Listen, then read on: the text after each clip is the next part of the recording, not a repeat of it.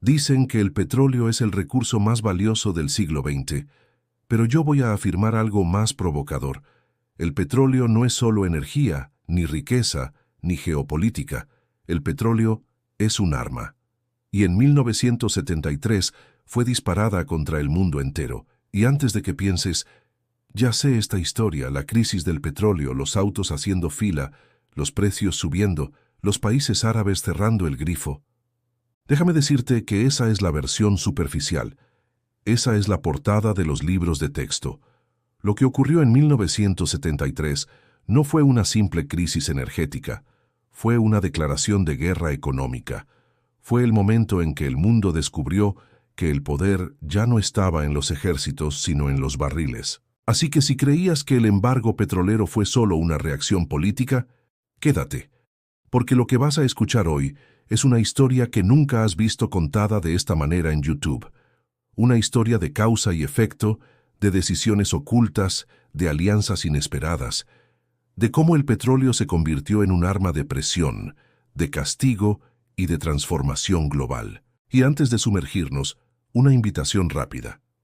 Si este tipo de narraciones profundas despiertan tu curiosidad, comenta abajo qué opinas del petróleo como arma, suscríbete al canal Fortunas Lost and Found y dale like al video. Hazlo ahora, porque lo que viene es un viaje largo y fascinante, y quiero que seas parte de esta comunidad que busca entender cómo se construyen y se pierden las grandes fortunas del mundo.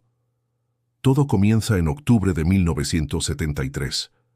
Mientras el mundo occidental celebraba avances tecnológicos y crecimiento económico, en Medio Oriente estallaba la guerra de Yom Kippur. Egipto y Siria atacaban a Israel, pero el verdadero golpe no vino de los tanques ni de los aviones, vino de la OPEP, la Organización de Países Exportadores de Petróleo, liderada por Arabia Saudita, decidió cortar el suministro a Estados Unidos y a los países que apoyaban a Israel. El precio del petróleo se cuadruplicó en cuestión de meses. Las economías occidentales se paralizaron. La inflación se disparó. Las bolsas colapsaron. Pero aquí está el primer giro. El embargo no fue solo una reacción política. Fue una estrategia cuidadosamente diseñada para cambiar el equilibrio de poder global.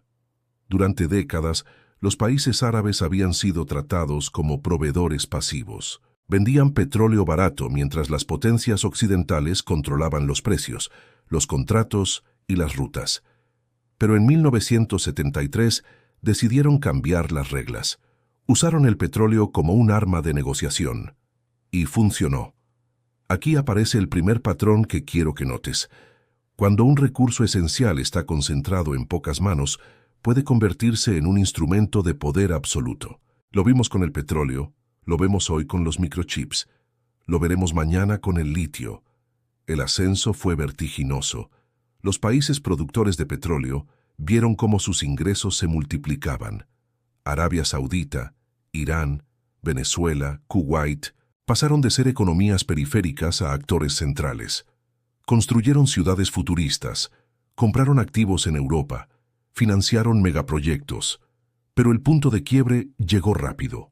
Las economías occidentales comenzaron a buscar alternativas: energía nuclear, eficiencia energética, nuevos proveedores. Estados Unidos creó la Reserva Estratégica de Petróleo. Europa diversificó sus fuentes. Japón rediseñó su industria. Y aquí aparece el segundo patrón. Toda arma económica pierde fuerza cuando el enemigo aprende a defenderse. Las consecuencias fueron profundas. El mundo entró en una era de inflación crónica. Las relaciones entre Occidente y Medio Oriente se tensaron. La geopolítica energética se volvió una partida de ajedrez permanente. Y lo más importante, el petróleo dejó de ser solo un recurso. Se convirtió en una herramienta de presión, de castigo, de poder. Pero también hubo soluciones fallidas. Se intentó controlar los precios. Se intentó negociar con la OPEP. Se intentó imponer sanciones. Nada funcionó del todo. Porque el petróleo ya no era solo economía, era identidad, era soberanía, era revancha histórica. Y aquí está el tercer patrón. Cuando un recurso se convierte en símbolo, ya no se negocia con lógica, se negocia con orgullo. Hoy, cuando vemos a Rusia usando el gas como herramienta de presión, cuando vemos a China acumulando litio, cuando vemos a Estados Unidos protegiendo sus reservas estratégicas, estamos viendo el eco de 1973. El petróleo como arma no fue una excepción, fue el inicio de una era. Datos impactantes.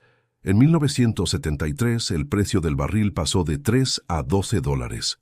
En 2022, el petróleo representó más del 40% del comercio energético global.